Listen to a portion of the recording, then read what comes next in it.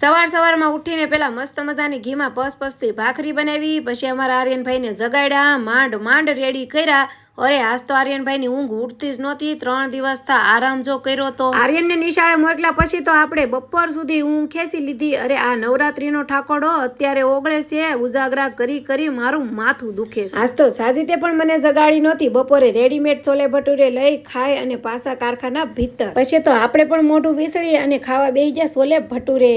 ખાવાનું તો રેડીમેડ લઈ આવ્યો, પણ આ ઠોસરા તો મારે જ ઉટકવા જોશે ને. અમારે આર્યનભાઈએ તો જો ખાઈ પીને ખેંચી લીધી હો મારી જેમ. પછી તો આપણે સર દર્દની ટીકડી ખાવાની જગ્યાએ જેમ્સ ખાઈને બેહી ગયા આપણા કામ ઉપર. સાંજ પડતા એક થપ્પો એક રોટલી વણી નાખીને સોલાનું શાક બપોરનું પડ્યું છે. સાજીદ કે હાલી જશે તો હાલો હવે ખાઈ લેવું. આર્યનભાઈ બોલાવે છે ખાવા.